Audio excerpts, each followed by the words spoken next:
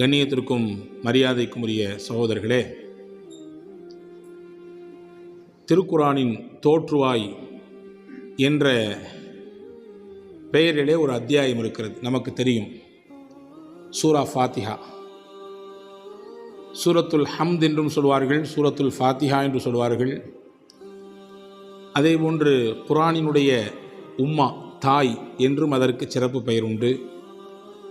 இப்படி பல பெயர்களிலே சபுல் மசானி, மீண்டும் மீண்டும் திரும்ப திரும்ப ஓடப்படுகிற 7 வசனங்கள் கொண்ட அதி அற்புதமான ஒரு அத்தியாயம், நம் எல்லோருக்கும் தெரிந்த அத்தியாயம். நம் ஒவ்வொருவரும் வாழ்க்கையிலே, தொழுகையிலே, என்ன தொழுகையானாலும் எல்லா ரக்காத்துகளிலும் ஓதிக்கொண்டிருக்கக்கூடிய அத்தியாயம். அதனுடைய துவக்க வசனம் என்ன பொருள்? எல்லா புகழும் இறைவனுக்கே. அல்ஹம்துலில்லாஹி ரப்பில் ஆலமீன், அகிலத்தாரின் அதிபதியாம் அல்லாஹுவிற்கே எல்லா புகழும். இதுதான் அந்த வசனத்தினுடைய பொருள். அன்பான சகோதரர்களே, புகழை தாங்கி அந்த வசனத்தின் துவக்கம் இருக்கிறது. நாம் இன்று அல்ஹம்துலில்லாஹ் என்று நம் வாழ்க்கையில் எத்தனை முறை இறைவனை புகழுகிறோம் என்று நாம் கேட்க கடமைப்பட்டிருக்கிறோம். பல்வேறு அருளை அவனிடத்திலிருந்து வாங்கி சுவைத்து கொண்டிருக்கிறோம். ஒவ்வொரு நாளும் அவனுடைய அனுக்கிரகத்தில் தான் நாம் வாழ்க்கையை நகர்த்தி கொண்டிருக்கிறோம். அவனை நினைத்து உள்ளபடியே ஆள் மனதிலிருந்து எத்தனை தடவை நம் நாவுகளில் அது புகழாக வெளிப்படுகிறது என்பதை நாம் எண்ணி பார்க்க கடமைப்பட்டிருக்கிறோம். ஓரளவு நல்ல உணவுகளை இறைவன் நமக்கு தருகிறான். இன்னைக்கும் பசியால் பட்டினியால் கால் வயிற்றைக்கோள் நிறைக்க முடியாத ஜனங்கள் உலகத்தில் அதிகம் உண்டு. இன்னும் சில மக்கள் நாம் சாப்பிட்டு போட்ட மிச்சத்தை, எச்சிலை எடுத்து அதையே தனக்கான உணவாக தேடுபவர்களும் உண்டு.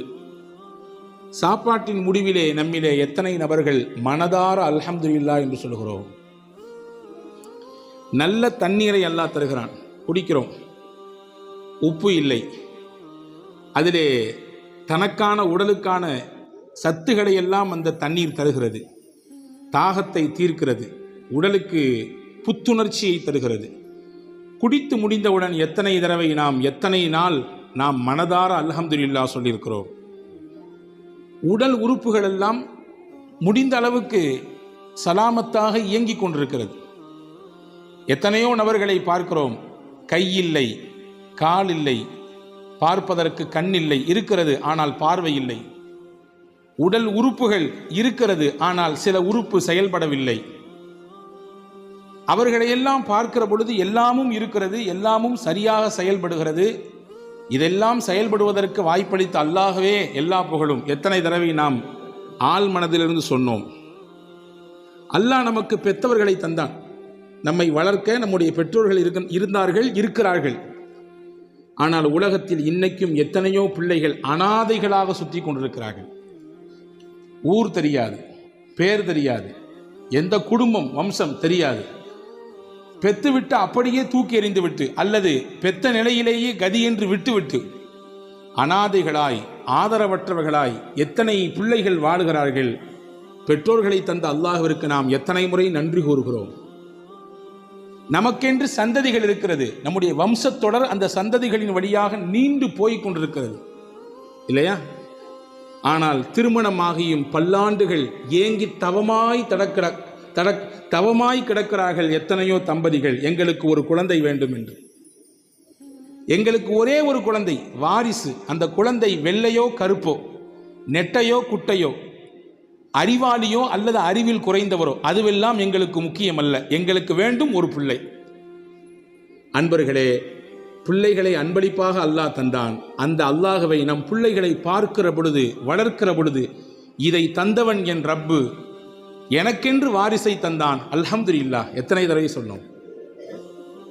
ஆரோக்கிய சீர்கேடுகள் நிறைந்த உலகம் இன்று. படுத்த படுக்கையில் பல்லாண்டுகள் கிடப்பவர்கள் இன்னைக்கு நிறைய உண்டு. கால்கை முடமாக்கப்பட்டு போய் எல்லாமே படுக்கையில், சிறுநீர், அவர்களின் உடல் உபாதை எல்லாம் படுக்கையில். ஆனால் இன்றைக்கு நமக்கு வல்ல அல்லாஹ் ஆரோக்கியத்தை தந்தான். ஒவ்வொரு முறையும் அந்த ஆரோக்கியத்தை சுவைத்து தீர்க்கிற பொழுது அல்ஹம்துலில்லாஹ் என்று எத்தனை தடவை சொன்னோம்? சுருங்க சொன்னால் நிமிட பொழுது ஆனாலும் சரி, ஒவ்வொரு நிமிடமும் அந்த அல்லாஹுவின் அருளை சுவைத்து கொண்டிருக்கிற நாம் அவனை மனதார புகழ்ந்தோமா, அவனை மனதார நினைத்தோமா என்பதுதான் உங்களுக்கும் எனக்குமான கேள்வி. அல்லாஹ் சொல்லுகிறான், வஇன் தஉது நிஅமத்தல்லாஹ் லா துஹ்ஸூஹா. உங்களின் மீது உங்கள் இறைவன் கொட்டி இருக்கக்கூடிய அருளை நீங்கள் எண்ண முற்பட்டால் உங்களால் முடியாது. அவனுடைய அருளை, அவனுடைய கரிசனத்தை, அவனுடைய காருண்ய பார்வையை உங்களால் எண்ணி முடித்துவிட முடியாது என்று அல்லாஹ் சொல்லுகிறான். அன்பர்களே, நமக்கு யாராவது ஒருவர் நம்முடைய பொருள் தவறி கீழே விழுந்து விட்டது, போகிற போக்கில் எடுத்து கையில் தந்தார், நாம் சிரித்துக்கொண்டே நன்றிங்க என்று நமக்கு தெரிந்த பாஷையில் சொல்லுவோம் இல்லையா? ஒவ்வொரு நிமிடமும் நம்மை இயக்கி கொண்டிருக்கிற நம்முடைய ரப்புக்கு எத்தனை முறை நன்றி பாராட்டியிருப்போம் நம் வாழ்க்கையில். ஒரு நண்பர் சொன்னார், என்னுடைய மாமனார் வெளிநாட்டுக்கு போய்விட்டு வரும் பொழுது எனக்கு அன்பளிப்பு தந்தார், இந்த வாட்ச், ரேடோ வாட்ச், இது இத்தனை ஆயிரமாக்கும் என்று பெருமிதத்தோடு சொல்லி முடிக்கும் பொழுது அந்த மாமனாரை நினைத்து மனம் குளிர்கிறார். அவருக்கு என்ன ஆனாலும் என் மேலே ரொம்ப பிரியம், உள்ளபடியே என் மேலே ரொம்ப பாசமானவர், அவருக்கு எல்லாம் நான் கடமைப்பட்டிருக்கேன் என்று சொல்பவர்களை பார்க்கிறோம். அன்பர்களே, வாட்சை மட்டும்தான் மாமனார் கொடுத்தார், அதை அணிவதற்கு கையை கொடுத்தவன் அல்லாஹ். ஓடுகிற வாட்சிலே மணி எத்தனை என்பதற்கு பார்வையை கொடுத்தவன் அல்லாஹ். ஏன், சின்ன முள்ளு இத்திலும் பெரிய முள்ளு இதிலும் இருந்தால் அது இத்தனை மணி என்று சிந்திப்பதற்கும் அதை விளங்குவதற்கும் உண்டான ஆற்றலையும் அறிவையும் தந்தவன் அல்லாஹ்.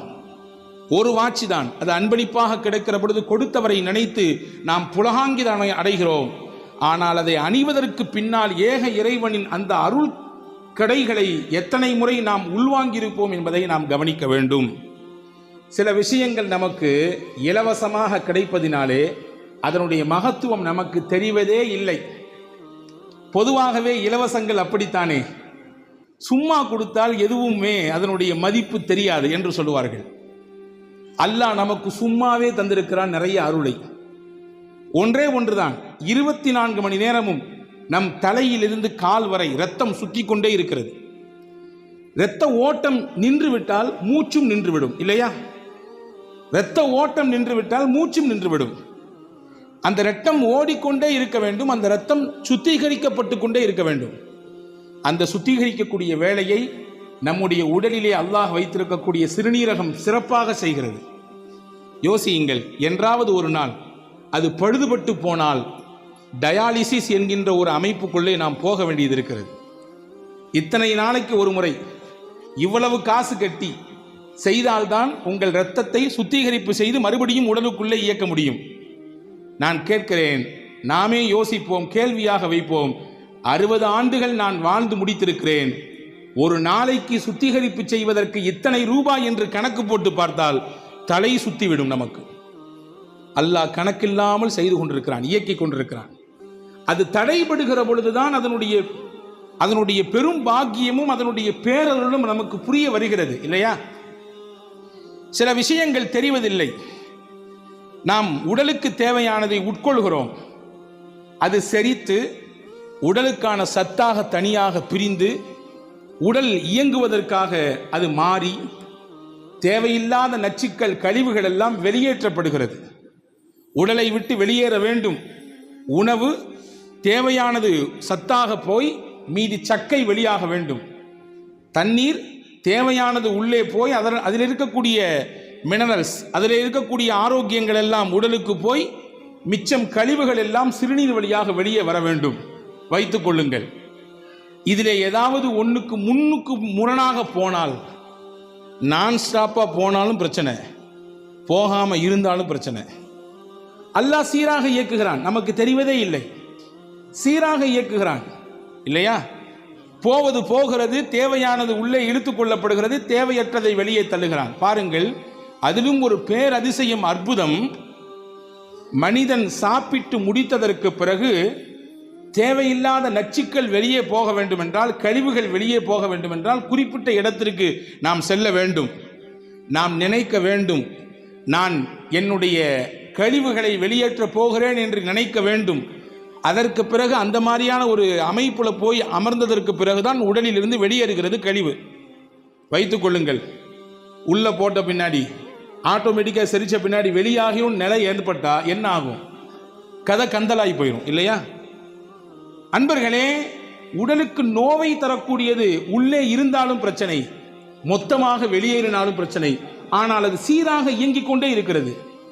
எனவேதான் நபிகள் பெருமானார் ஸல்லல்லாஹு அலைஹி வஸல்லம் கழிவறைக்கு போய்விட்டு வந்தால் நீங்கள் சொல்ல மறக்காதீர்கள், அல்ஹம்துலில்லாஹ் குஃப்ரானக், உன்னிடத்தில் மன்னிப்பை கேட்கிறேன், அல்ஹம்துலில்லாஹ், எல்லா புகழும் அல்லாஹ்விற்கு.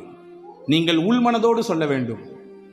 அஸ்ஹப அன்னியல் அதா வ ஆஃபானி, எனக்கு நோவு தரக்கூடிய அந்த மலத்தை சிறுநீரை என்னிடத்திலிருந்து பிரித்து எடுத்து எனக்கு ஆரோக்கியத்தை தந்த அல்லாஹ் உனக்கு எல்லா புகழ்.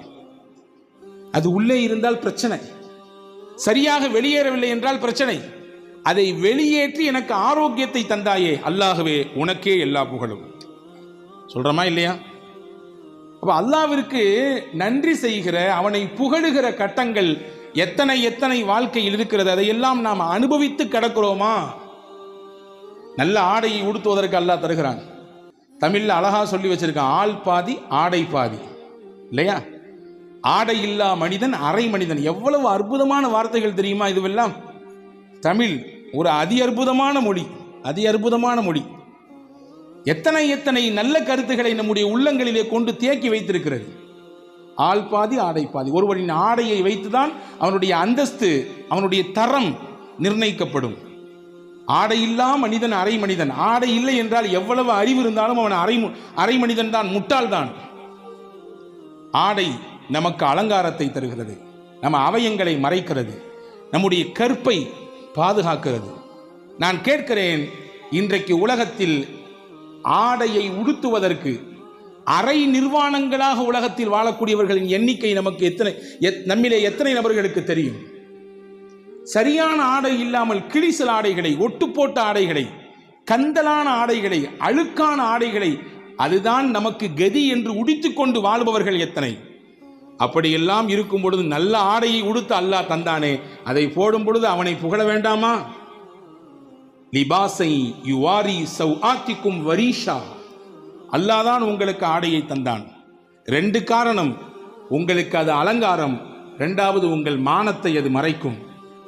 உங்கள் மானத்தையும் மறைக்கும், உங்களுக்கு அலங்காரமாகவும் இருக்கும்.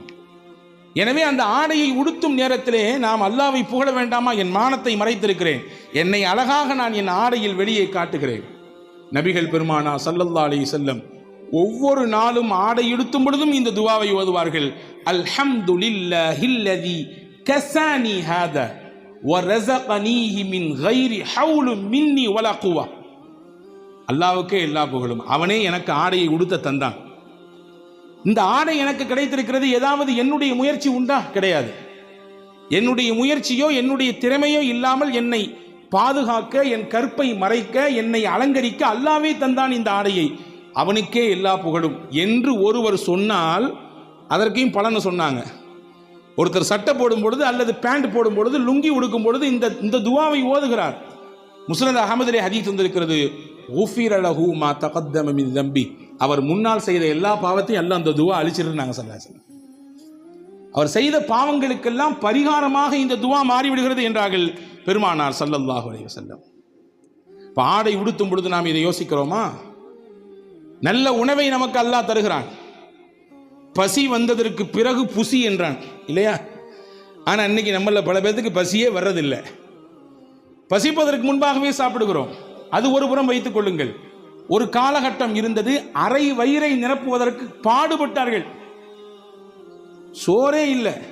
நம்முடைய முன்னோர்கள் சொல்லி கேள்விப்பட்டிருப்போம், எங்களுக்கெல்லாம் இந்த மக்காச்சோளம் தான், அதை அந்த மாவை எடுத்து கஞ்சி காய்ச்சி குடிப்போம். மரவள்ளி கிழங்கு தான், அதை தான் நாங்கள் அவிச்சு சாப்பிடுவோம். நல்லது போல்லது நாட்களில் மட்டும்தான் எங்களால் அரிசி சாப்பாடு சாப்பிட முடியும், இல்லையா? அப்படியெல்லாம் இன்றைக்கு இல்லாமல் விதவிதமான உணவுகளை அல்லாஹ் தருகிறான். விதவிதமான உணவுகளை நம்முடைய தேவைக்கு அதிகமாகவே அல்லாஹ் தருகிறான். யோசிக்கிறோம், உணவை சாப்பிட்டதற்கு பிறகு தந்த அல்லாஹ்விற்கு நன்றி சொல்கிறோமா, புகழுகிறோமா? நம்முடைய முயற்சியா? தானியம் நம்முடைய முயற்சியில் கிடைத்ததா? அல்லாஹ் கேட்கிறான், சூரா வாக்கியா ஓதப்பட வேண்டும் ஒவ்வொரு வீடுகளிலும். எது நடக்கிறதோ இல்லையோ, யாரை பற்றி எப்படி கழுவி குடிக்கிறோமோ குடிக்கவில்லையோ ஒவ்வொரு நாட்களிலும் வீடுகளிலே சூரா வாக்கியா ஓதப்பட வேண்டும். பெருமானார் சொன்னார்கள், வாக்கியா சூரா ஓதப்படுகிற வீடுகளுக்கு வறுமை அதன் வாசலுக்கு கூட வராது, ஏழ்மை அந்த வீட்டு வாசலுக்கு கூட வராது. பெருமானாரின் வார்த்தை, சத்திய வார்த்தை அது. அல்லாஹ் கேட்கிறான் அந்த சூரா வாக்கியாவில், அஃபரஐதும் மா தஹ்ருஸூன், நீங்கள் விதைக்கிறீர்களே விதை, அதை பார்க்கவில்லையா? அஅன்தும் தஸ்ரஊனஹு அம் நஹ்னுஸ் ஸாரிஊன், நீங்கள் விதையை மட்டும்தான் பூமியில் போட்டீர்கள், அதை உங்களுக்கு தானியமாக யார் தந்தது? அரிசியாக யார் மாற்றி கொடுத்தது? கோதுமையாக யார் மாற்றி கொடுத்தது? உங்களுக்கான உணவாக அதை யார் தந்தது? நீங்களா அல்லது நானான்னு கேட்கிறான் அல்லாஹ். கேட்ட அடுத்து ஒரு வார்த்தை கேட்பான் பாருங்க, ரொம்ப அற்புதமான வார்த்தை. லவ் நஷாஉ ஜஅல்னாஹு ஹுதாமன் ஃபதல்தும் தஃபக்கஹூன், நாம் நாடி இருந்தால் நீங்கள் போட்ட விதையை அந்த கதிர்களிலேயே பதறுகளாக மாற்றியிருப்பேன், உதவாத பதறுகளாக மாற்றியிருப்பேன். எனக்கு அந்த சக்தி இருக்கிறது அல்லாஹ் சொல்லுகிறான். அப்ப அந்த உணவை சாப்பிட்டதற்கு பிறகு வல்ல அல்லாஹ்விற்கு நான் நன்றி சொல்ல வேண்டாமா? சாப்பிட்டதற்கு பிறகு மட்டும் இல்லை பெருமக்களே, எத்தனையோ உணவுகளை வாயில் போட்டு மெல்லுகிறோம். சிலது நைஸா உள்ள இறங்கிறது, சிலது கஷ்டப்பட்டு இறங்குது, கடிக்க கூட முடியல, ரொம்ப கடினமா இருக்குது, நல்ல அதாவது ஜாமிதாக இருக்கிறது, ரொம்ப தடிமனாக இருக்கிறது. எப்படியோ வாயால் கடித்து மென்று உள்ளே தள்ளிவிட்டோம். யோசிக்கிறோமா என்றாவது? கடிப்பதற்கே இவ்வளவு வலுவாக இருந்தது, வயிற்றுக்குள்ளே இறங்கி எப்படி அது செரிமானமாகும்? செரிமானமாகுவதற்கென்று அல்லாஹ் ஒரு இயற்கையை வைத்தான். அவன் நுட்பமானவன். படைப்பின் திறன்களை ஆய்வு செய்து எந்த அடிப்படையில் மனிதனை உண்டு வெளியே தர வேண்டும் என்பதிலே தீர்க்கமான ஞானம் உள்ளவன். எனவேதான் அல்லாஹ் தன்னை ஹக்கீம் என்கிறான். ஹக்கீம் என்றால் நுட்பமானவன், நுண்ணறிவு மிக்கவன். அந்த நுண்ணறிவு உலகத்தில் யாருக்கும் கிடையாது. நினைக்கலாம், நம்மள மாதிரி அறிவாளி உலகத்தில் உண்டா? நான் சொல்ற மாதிரி யோசனை யாராவது சொல்லுவாங்களா? என்ன மாதிரி நிர்வாக திறன் யாருக்கும் உண்டா? என்ன மாதிரி உண்டான ஆற்றல் யாருக்கு சொல்லலாம்? எல்லாம். ஆனால் எல்லாம் ஒரு எல்லைக்கு உட்பட்டது. எல்லையை கடந்த ஞானம் அல்லாவிற்கு உண்டு. எனவே தான் அல்லாஹ் ஹக்கீம் என்கிறான். பாருங்கள், சரி உள்ள போகுது இந்த பொருள் எப்படி செரிக்குது? அல்லாஹ் வயிற்றிலே ஹைட்ரோக்ளோரிக் என்று சொல்லக்கூடிய ஒரு அமிலத்தை அல்லாஹ் சுரக்க செய்கிறான். அந்த அமிலம் என்ன செய்யும்? உள்ளே வந்த உணவை அந்த அமிலம் அதற்கு மேலே பட்டால் தானாக பஸ்பமாகி போய்விடும். எந்த அளவிற்கு சக்தி மிக்கது என்றால் அந்த அமிலம், அறிஞர்கள் சொல்கிறார்கள், உங்கள் உள்ளங்கையில் ஒரு சொட்டு ஹைட்ரோக்ளோரின் விழுந்தால் இந்த பக்கமாக ஓட்டை போட்டுவிடும். மேல் பக்கமாக நீங்கள் ஊட்டினால் கீழ் பக்கமாக அது ஓட்டை போட்டு கீழே வந்துவிடும். அந்த அளவுக்கு வலிமையானது. நீங்க கேட்கலாம் அடுத்த கொஸ்டின், அந்த வலிமையான அந்த ஹைட்ரோக்ளோரின் என்ற அந்த அமிலத்தை வயிறு எப்படி தாங்குகிறது? அப்படி என்றால் வயிற்றினுடைய அந்த உள் அமைப்பை அவ்வளவு நுட்பமாக இறைவன் படைத்திருக்கிறான். வருகிற உணவை செரிப்பதற்கும் இருக்க வேண்டும். அதே நேரத்தில் சுத்தி இருக்கக்கூடிய பாகங்கள் எதுவும் சேதாரமாகிவிடவும் கூடாது. அந்த அடிப்படையிலே மிக நுட்பமாக அல்லாஹ் படைத்தான். உட்கொள்ளுகிற உணவு செரிக்கிறது. நாம் யோசிக்கிறோமா? கொடுத்த ஒரு உணவை தந்த அல்லாஹ் பசியை ஆற்றினான், நம்முடைய மயக்கத்தை போக்கினான். அல்லாஹ்விற்கு எல்லா புகழும். அல்ஹம்துலில்லாஹில்லதி அத்அமனி வஸகானி வஜஅலனி மினல் முஸ்லிமீன். பெருமானார் ஓதுகிற துஆ இது. எனக்கு பசியோடு இருந்தேன், அவனே எனக்கு உணவு தந்தான். தண்ணீர் தாகத்தோடு இருந்தேன், அவனே எனக்கு நீர் தந்தான். இறைவா, என்னை முஸ்லிம்களில் ஒருவராக ஆக்கிவிட்டாய், உனக்கே எல்லா புகழும். தண்ணீர் குடிக்கிறோம் இல்லையா? 71% உலகத்திலே நீர், 29% உலகத்திலே நிலப்பரப்பு. நம் எல்லோரும் தெரிந்தது. 71% நீர்ப்பரப்பை வைத்து அல்லாஹ் மனிதன் குடிக்கிற நீரையும் உப்பாக மாற்றிருந்தால் என்ன நடக்கும்? தோண்டுகிற இடங்களிலெல்லாம் எல்லா இடத்திலும் உப்பும் நீர் மட்டும் வெளிப்பட்டால் என்ன நடக்கும்? அன்பர்களே, தாகம் எடுக்கிறது, தண்ணீர் குடிக்கிறோம், நமக்கு புத்துணர்ச்சி கிடைக்கிறது. எனவேதான் பெருமானார் நோன்பு வைத்ததற்கு பிறகு என்ன துஆ ஓதுவார்கள்? அதே சொல்லுகிறது, ذهبالظمأ وابتلت العروق وثبت الأجر إن شاء الله. ذهب الظمأ, தாகம் தீர்ந்து விட்டது. وابتلت العروق, எங்கள் நரம்புகள் எல்லாம் நனைந்து விட்டது. சபத்தல் அஜ்ரு இன்ஷா அல்லாஹ், நாங்கள் வைத்த நோன்புக்கு கூலி அல்லாஹ்விடத்திலே உறுதியாகிவிட்டது. இப்போ தண்ணீர் போனால்தான் நம்முடைய செயல்பாடு நடக்கும் இல்லையா? ஒருத்தர் காட்டு வழி நடந்து போனார், போய்கிட்டே இருக்கார், நடக்கிற ஒரு கட்டத்தில் தாகம் ஏற்படுது, இருந்த தண்ணியெல்லாம் தீர்ந்து போச்சு, நான் வறட்சி அப்படியே வாட்டி வதைக்கிறத வரை. தூரத்திலிருந்து பார்த்தாரு ஒரு பெரிய பைய கிடக்குது, ஆசாசியா ஓடி ஓடி வந்தாரு, எப்படியாவது ஒரு சொட்டு தண்ணி அதில் கிடச்சிரும்னு. வந்தவர் அந்த பையை திறந்து பார்த்தாரு, எல்லாமே தங்க காசு, எல்லாமே தங்க காசுகள். இப்பொழுது அந்த மனிதரின் மனநிலை எப்படி இருக்கும்? அப்பாடி இவ்வளோ தூரம் ஓடி வந்துச்சு, பை நிறைய தங்கம்யா, ரொம்ப சந்தோஷம் அப்படின்னு மனசு வருமா? இல்லை, ச்சே தண்ணி நினைச்சமே, இந்த தங்கம் கிடைச்சிருக்க, இது எனக்கு இப்போ தேவையில்லை, தண்ணி தான் வேணும், நான் தண்ணி குடிக்கிறேன்னா செத்து போயிடுவேன் என்ற நிலைப்பாடு தானே வரும். இப்போ தண்ணீரை குடிக்கிறோம், தாகத்தை தீர்த்து கொள்கிறோம், கொடுத்தவனுக்கு நான் நன்றி சொல்கிறோமா? அவனை புகழுகிறோமா? ஹாரூன் ரஷீத் பாஷா மிகப்பெரிய மன்னர், அவருடைய ஆட்சி பரப்பு அதாவது லட்சக்கணக்கான சதுர கிலோமீட்டர்கள் ஆட்சி செய்தவர் ஹாரூன் ரஷீத் பாஷா. அவருடைய குருமகான் ஒருத்தர் இருந்தார், இப்னு சம்மாக்.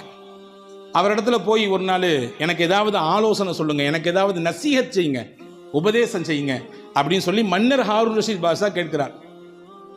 அந்த ஆசிரியர் கேட்டாரு, பாப்பா எல்லாம் இருக்கு உனக்கு, ஆனால் ஒரு குவளை தண்ணி மட்டும் உனக்கு கிடைக்கல, தண்ணி உனக்கு இல்லை, ஒரு குவளை தண்ணி உனக்கு இல்லை, என்ன செய்வா நீ கேட்டார். ஹாரூன் ரஷீத் பாஷா சொன்னார், என்னுடைய ஆட்சியை பாதியை கொடுத்தாவது நான் அந்த ஒரு குவளை தண்ணியை வாங்கிடுவேன். ஓ அந்த அளவுக்கா, சரி. ஒரு குவளை தண்ணி குடிச்ச, போன தண்ணி ரிட்டன் ஆகலை, வெளியே வரல, உள்ளே போனால் ரிட்டன் வரலங்க. தண்ணியை குடிச்சா தேவையான சத்துக்கள் எல்லாம் எடுத்து விட்டு நம்முடைய சிறுநீரின் வழியாக தேவையற்ற கழிவுகள் எல்லாம் வெளியே வர வேண்டும். ஆசிரியர் கேட்டார், இப்னு சம்மாக், ஒரு டம்ளர் தண்ணி குடிச்ச, ஆனால் அது வெளியே வரல, என்ன செய்வ அப்படின்னு கேட்டார். மன்னர் ஹாரூன் ரஷீத் பாஷா சொன்னால், மீதி இருக்கிற ஆட்சியை கொடுத்தாவது எப்படியாவது அதை வெளியேற்றுவேன் உடலில் இருந்து. சிரித்துக்கொண்டே ஆசிரியர் சொன்னார், உன் ஆட்சி ஒரு டம்ளர் தண்ணீருக்கு சமம், உன்னுடைய ஒட்டுமொத்த ஆட்சி ஒரு டம்ளர் தண்ணீருக்கு சமம். எனவே அல்லாவை பயந்து வாழு, உலகத்தில் அவனை புரிந்து வாழு. எல்லாம் இருக்குன்னு ஆடாத, ஆட்டத்தை குறைச்சிக்கோ. எல்லாம் இருக்குன்னு தலைக்கணத்தோடு இருக்காதே. இந்த உலகம் ஒரு டம்ளர் தண்ணீருக்கு சமம். உள்ளே போவதற்கும் வேண்டும் வழி, வெளியே வருவதற்கும் வேண்டும் வழி. புரிந்து கொள், இதுதான் நான் உனக்கு தரக்கூடிய ஞான உபதேசம் என்றார் இப்னு சம்மாக் ரஹ்மத்துல்லாஹ். அன்பு சகோதரர்களே, அல்லாஹ்வை நாம் புகழ வேண்டாமா? அல்ஹம்துலில்லாஹ் என்று எத்தனை முறை மனதார சொல்லியிருக்கிறோம். அன்பு சகோதரர்களே, புகழ்ந்தால் என்ன கிடைக்கும்? நீங்கள் என்ன எதிர்பார்க்கிறீர்களோ அதை விட பன்மடங்காக கிடைக்கும். இன்னைக்கு நிறைய இருக்குன்னு ஆசைப்படுறோம். என்னுடைய பொருளாதாரம் நல்ல பரக்கத்தாக இருக்கணும், என் குடும்பம் பரக்கத்தாக இருக்கணும், நான் கை வைக்கிற இடம் எல்லாமே பரக்கத்தாக இருக்கணும், நான் ஆரம்பிச்சிருக்கக்கூடிய தொழில் ஓஹோன்னு போகணும், எல்லாரும் ஆசைப்படுறோம். தப்பு ஒன்றும் கிடையாது, நியாயமாக இருந்தால் வரவேற்க வேண்டியது. நல்லா இருக்கணும், நல்ல உணவு கொடுத்தணும், நல்லா சம்பாதிக்கணும், நல்ல குடும்பத்துக்கு செலவழிக்கணும், நல்ல எண்ணம். சொல்ல போனால் மூமினின் எண்ணம் அப்படி தான் இருக்கணும். ஆனால் வச்சுக்கோங்க, அது பேருக்கும் பெருமைக்கும், ஊர் போற்றுவதற்கும் ஓஹோ என்று இவர் வாழுகிறார் என்ற பேச்சுக்கும் இருக்குமையானால் அதுதான் கேள்விக்குறியானது. அப்போ நமக்கு கிடைக்கிறது அதிகமாக கிடைக்கணும். என்ன செய்யணும்? சிம்பிள். அல்லாஹ் என்ன உங்களுக்கு கொடுத்துருக்கானோ அந்த அல்லாவை நீங்கள் புகழுங்க, அல்லாஹ் கூட்டி தருவான் உங்களுக்கு. ஒன்று கிடைச்சாலும் அல்லாவிற்கு நீங்கள் புகழ் மாலை செலுத்துங்கள், அல்லாஹ் அந்த ஒன்றை 10ஆக மாற்றி தருவான். இது நான் சொல்லவில்லை, குர்ஆன் சொல்லுகிறது. லஇன் ஷகர்தும் லஅஸீதன்னகும், உங்களுக்கு இறைவன் கொடுத்த அருளுக்கு நீங்கள் நன்றியோடு புகழ்ந்தால் நான் உங்களுக்கு கொடுத்ததை இன்னும் கூட்டிக் கொண்டே இருப்பேன். மல்டிப்ளிகேஷன் போட்டே இருப்பான். 1 3 6 6 12 12 24 இப்படி போய்கிட்டே இருங்க. ஹஜ்ரத் இமாம் முஸ்னத் அஹமதிலே ஒரு செய்தி வந்திருக்கிறது. முஹம்மது ஸல்லல்லாஹு அலைஹி வஸல்லம் ஒரு நாள் பள்ளிவாசலுக்கு வெளியில நிற்கிறார்கள். ஒரு மனிதர் வருகிறார். ரசூலுல்லாஹ் கையில் ஒரே ஒரு பேரித்தம் துண்டு இருந்துச்சு, ஒரே ஒரு பேரித்தம் பழம். அவர் கையில் ரசூலுல்லாஹ் கொடுத்தாங்க. வாங்கினவர் பார்த்துட்டு, ஒரு பேரிச்சம்பழம் ஏன் காவயிருக்கு பத்துமா, என் நாக்கு கூட ஒட்ட முடியாத, இது எப்படி யார் ரசூலுல்லாஹ் கையில் கொடுத்துட்டு போயிட்டார். ரசூலுல்லாஹ் சிரிச்சாங்க. கொஞ்ச நேரம் கழிச்சு அதே வழியில் இன்னொருத்தர் வந்தார். அவர் கையில் அந்த ஒரு பழத்தை கொடுத்தாங்க. அவர் சொன்னார், அல்ஹம்துலில்லாஹ், யார் கையால் இந்த பழம் எனக்கு கிடைக்கப்பட்டிருக்கிறது. உலகத்தின் அதிபதியாம் அல்லாஹுவின் இறை தூதராச்சே, அவர்கள் கையால் அல்லாஹ் எனக்கு ஒரு பழம் தந்திருக்கிறானே, அல்லாவே உனக்கே எல்லா புகழும். ரசூலுல்லாஹ் சிரிச்சாங்க. சிரிச்சிட்டு பக்கத்துல இருந்து ஒருத்தரை கூப்பிட்டு சொன்னாங்க, உம்மு சலமா தன்னுடைய துணைவியார், உம்மு சலமா அம்மாட்ட 40 திர்ஹம் தங்க காசு இருக்கு, வாங்கிட்டு வாங்கன்னாங்க. அவர் ஓடி போய் வாங்கிட்டு வந்தார். அதை அவர் கையில் கொடுத்து, அல்லாஹ் உனக்கு பரக்கத் செய்வான், போயிட்டு வாங்க ரசூலுல்லாஹ். அன்பர்களே, ஒரு செய்தி தான், 2 தகவல் இருக்கிறது. முதலானவர் கிடைத்தது ஒன்று, இதை வைத்து என்ன செய்வது என்று யோசித்தார், உள்ளதும் போச்சு, நொல்லை கண்ணா போச்சு. இரண்டாம் நபர் கிடைத்தது ஒன்றுதான், ஆனால் கொடுத்தது யார்? அல்லாஹ். யார் வழியாக தந்தான்? அல்லாஹ். அல்லாஹ்வின் தூதர் வழியாக தந்தான். நன்றி சொன்னார், அல்லாஹ்வை புகழ்ந்தார். உடனே அல்லாஹ் கொடுத்தான் 40 தங்க காசு. எது இருக்கிறதோ அதை ஏற்றுக்கொள்ள வேண்டும், குறைபட்டு கொள்ளக்கூடாது. அல்லாஹ் தருவான் என்று நம்பி அவனை புகழ வேண்டும். இருந்தால் அல்லாஹ் மனமான வாழ்க்கையை, இரட்டிப்பான வாழ்க்கையை அல்லாஹ் திருப்பி தருவான். புகழ வேண்டும் என்ற எண்ணம் நமக்கு வர வேண்டும். அல்லாஹ் என்னெல்லாமோ தந்திருக்கிறான். பொதுவாகவே மனிதனுடைய இயற்கை என்ன தெரியுமா? இருக்கிறத வச்சு திருப்தி படவே மாட்டான். இயற்கை இல்லாத ஒன்றை மட்டும்தான் தேடிக்கிட்டே இருக்கும் மனுஷன் மனம். கண்ணாடிக்கு முன்னாடி போய் நின்னா என்ன பண்ணோமா, கொஞ்சம் குண்டா இருக்கணும்ல, ஒல்லியாக இருந்தால் நல்லா இருந்திருக்கும். கொஞ்சம் வெள்ளை கம்மி, இன்னும் கொஞ்சம் வெள்ளையாக இருந்தால் நல்லா இருந்திருக்கும். சுருட்ட முடியா இருக்குது, கொஞ்சம் நீள முடியா இருந்தா. இருக்கிறது எல்லாம் சிறப்பாக அல்லாஹ் வைத்திருக்கிறான். ஆனால் மனித மனம் இல்லாததை நோக்கியே தேடும். இருப்பது அல்லாஹ் கொடுத்தது, அவனை புகழ வேண்டும் என்ற எண்ணம் வந்து விட்டாலே அதுவே அல்லாஹ்வின் மிகப்பெரிய கரிசனம் என்கிறார்கள் பெருமக்கள். மூசா அலைஹிஸ்ஸலாம் அல்லாஹ்ட்ட கேட்டாங்களா, யா அல்லாஹ், எத்தனையோ அருள் செஞ்சிருக்கேன், எனக்கு உன்னை எப்படி நான் புகழ்றது, நீ எனக்கு சொல்லித்தாயேன்னு கேட்டாங்களாம். உன்னை மூசாவை பார்த்து அல்லாஹ் சிரித்துக்கிட்டே சொன்னானா, மூசா, என்னைய புகழணும்னு என்ன வந்துருச்சு இல்லை, இதுவே புகழ் தான். நான் என்னைய புகழணும்னு என்ன வந்துருச்சு இல்லை, என்னை நினைக்கணும்னு என்ன உனக்கு வந்துருச்சு இல்லை, இதுவே எனக்கான புகழ்தான், ஏற்றுக்கொள்கிறேன் என்றான் அல்லாஹ். அன்பர்களே, புகழுக்கு நேரம் ஒதுக்க வேண்டும். அல்லாஹ்வை ஹம்து செய்வதற்கு, அவனை துதிப்பதற்கு நம்முடைய வாழ்க்கையில் சில பகுதிகளை ஒதுக்க வேண்டும். இல்லாதை நினைத்து குறைப்பட்டு கொண்டே இருப்பதை இழந்து வாழுகிற சூழல் தான் இன்னைக்கு அதிகரித்திருக்கிறது. உமர் ரலியல்லாஹு அன்ஹு வீதியில் நடந்து வர்றாங்க. ஒரு மனுஷர் முன்னாடி வந்தார். தோழரே எப்படி இருக்கீங்க கேட்டார். நம்மள்ட்ட கேட்டால் என்ன சொல்லுவோம்? நல்லா இருக்கும், அல்ஹம்துலில்லாஹ், நல்லா இருக்கும்னு சொல்லுவோம். அதே மாதிரி நல்லா இருக்கேன்னாரு. உமர் ரலியல்லாஹு மறுபடியும் கேட்டாங்க, எப்படி இருக்கீங்க சத்தமாக கேட்டாங்க. மறுபடியும் சொன்னார், நல்லா இருக்கேன்னாரு. மறுபடியும் கொஞ்சம் சத்தத்தை கூட்டி சொன்னாங்க, எப்படிங்க அது கேட்டாங்க. அவர் புரிஞ்சுக்கிட்டாரு, அல்ஹம்துலில்லாஹ் நல்லா இருக்கேன்னாரு. உடனே உமர் ரலியல்லாஹு சொன்னாங்க, இந்த வார்த்தையை வாங்கத்தான் 3 கேள்வி கேட்டேன்னாங்க. நல்லா இருக்கிறேன்றது ஒன்று, அல்ஹம்துலில்லாஹ் நல்லா இருக்கிறேன்றது இன்னொன்று. இதுதான் தேவை.